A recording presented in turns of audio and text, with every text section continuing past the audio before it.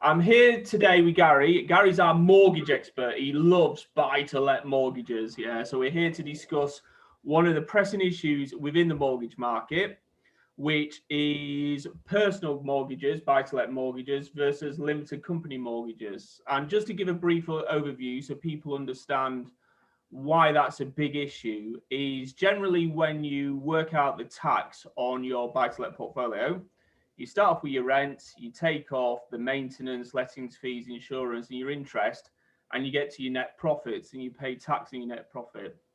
About 4 or 5 years ago, the government changed that legislation. So on a personal basis, interest isn't tax deductible anymore. So you pay tax on your net income before interest, and then you get a tax credit of 20% on the interest you pay. So what that means, if you're a higher rate taxpayer, and you actually might fall into being a higher rate taxpayer as well because of the amount of rental income you receive, it means you could have a tax rate which could be over 45%, it could be 90%, 100%. There's even some landlords who pay their effective tax rate is over 100%, 100, 110, 120%. So you're subsidizing your property to actually let it out. So there's a big debate within the mortgage market, within landlords, whether they should go down that limited company or that personal company way of structuring their portfolio. So what we're going to discuss, that's the tax implications, but what we're going to discuss is actually the mortgage bit of this. So the first thing I'm going to have a chat to Gary about is limited companies. So really, from a mortgage perspective, what do you need in your limited company if you're going to go down that route to get a buy-to-let mortgage? Yeah, so this is a question that we're getting asked quite a lot now, whether do I set up a limited company and basically invest in putting properties in that, or do I keep in personal names? So if you were going to go into a limited company, the first thing you would have to do is set up a limited company. Mm-hmm. Now, basically, you would have to register a new company, a company's house. You'll also need to specify the company name, basically its registered address, and who the directors are of that company.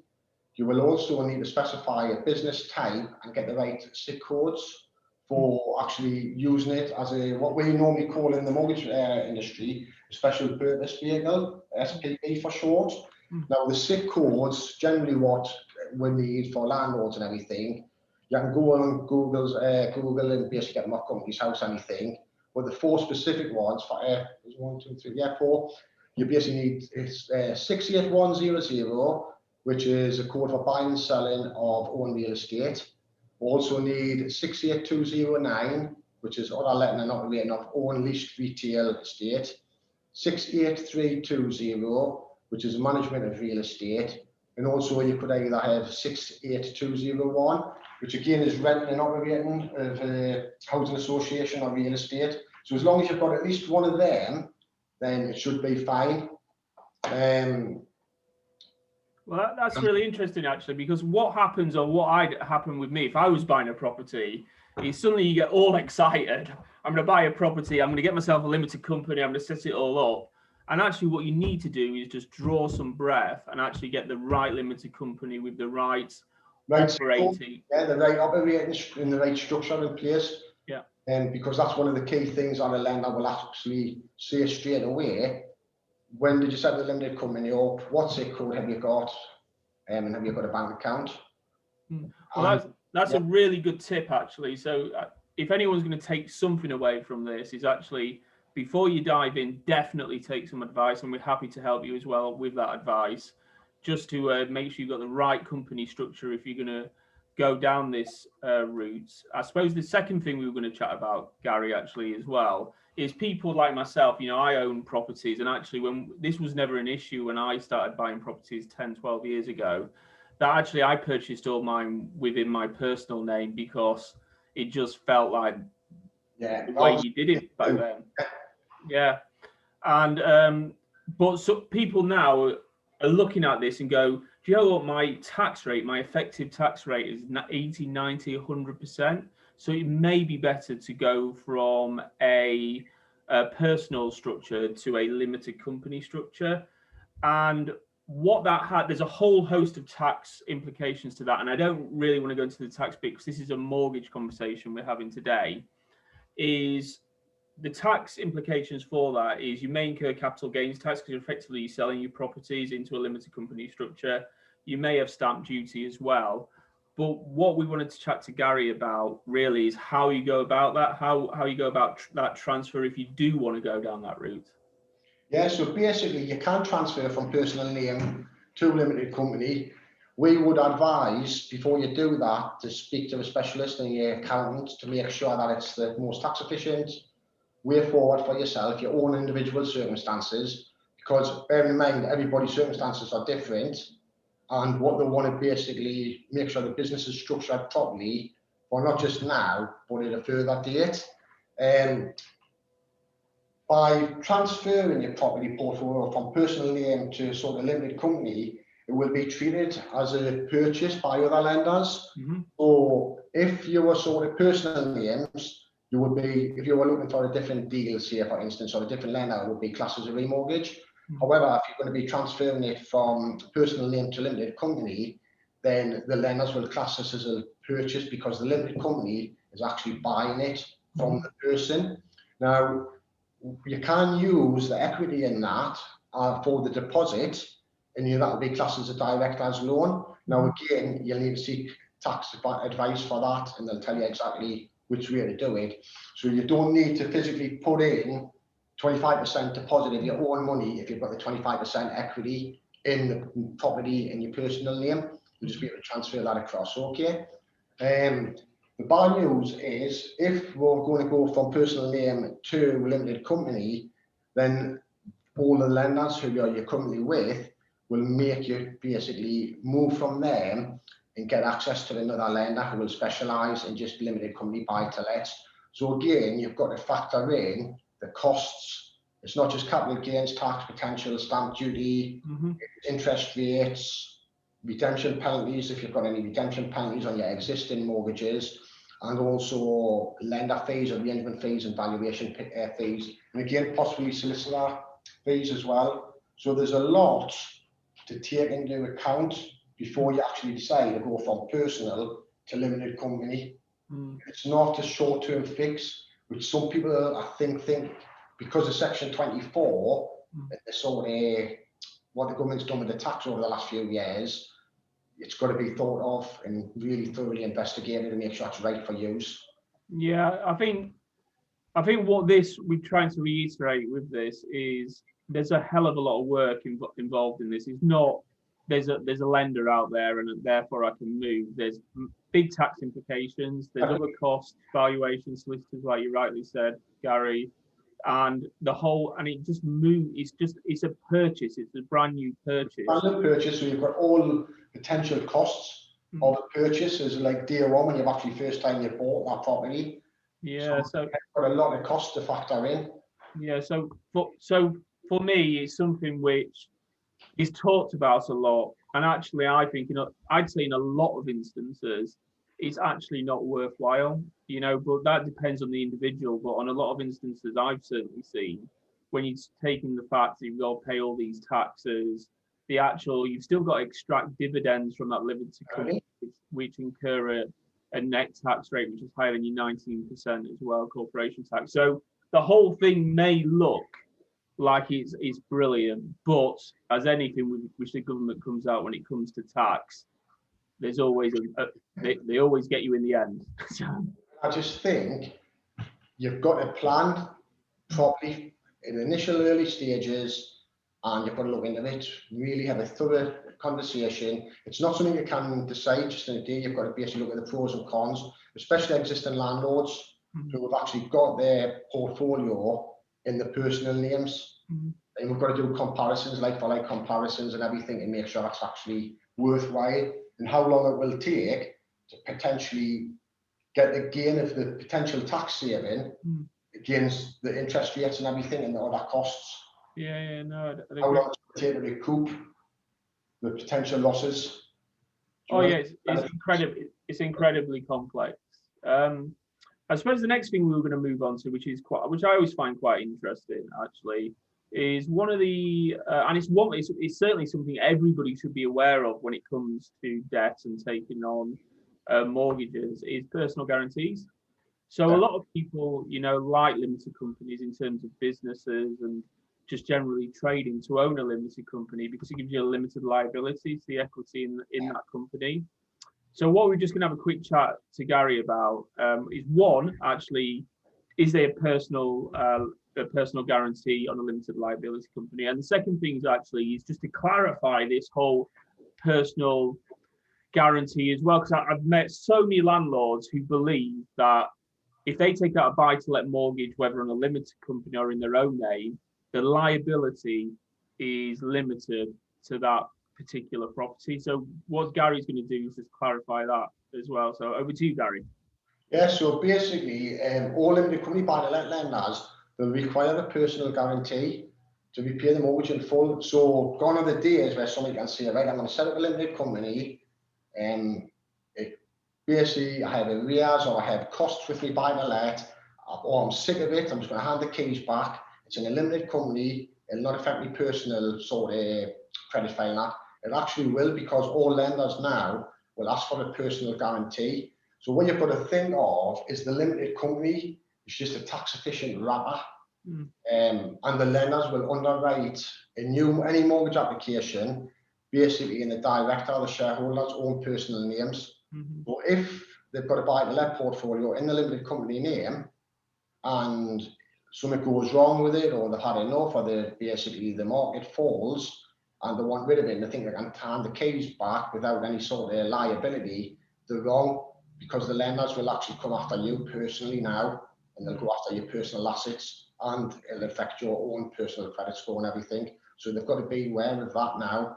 So realistically, limited companies are a tax efficient wrapper with this current climate, the way sort of the government do the tax on buy-to-lets.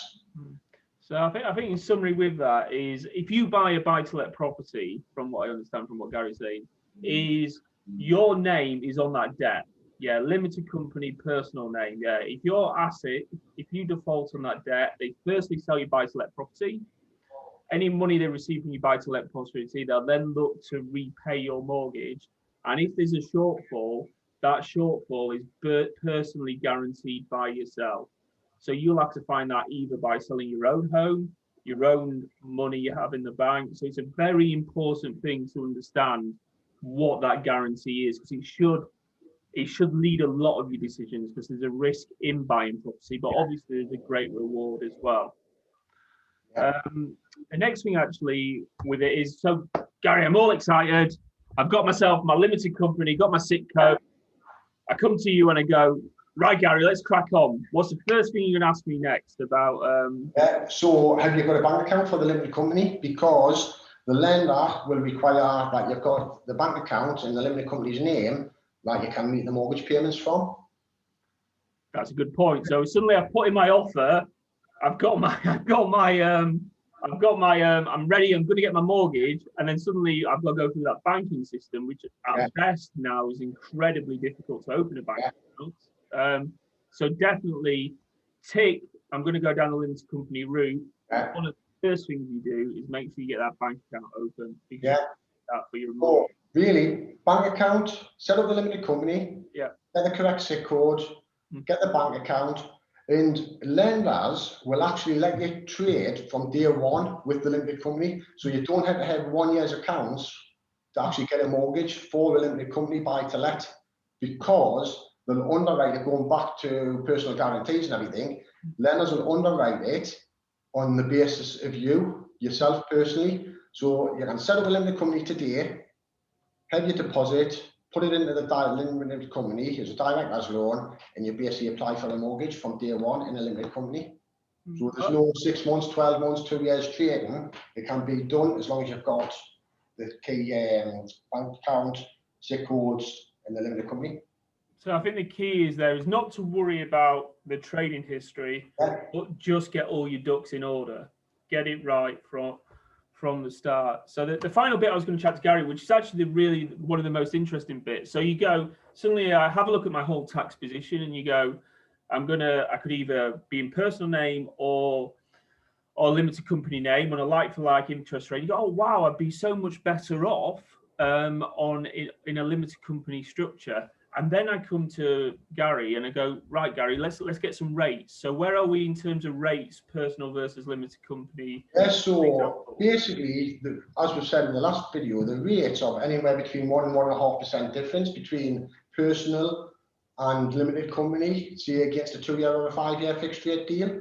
Now, what I've done is I'll give you an example today, Nigel. So with lenders, they have the lending criteria. So if we've got a landlord who has got a portfolio, let's say 10 mortgage properties, then they will have access to a lot of the high street main lenders. So they'll be able to sort of achieve potentially low 2% deals, 2.19 fixed rate deals, for instance. There's a couple of lenders out there on 5-year fixed for a purchase at 25% deposit down.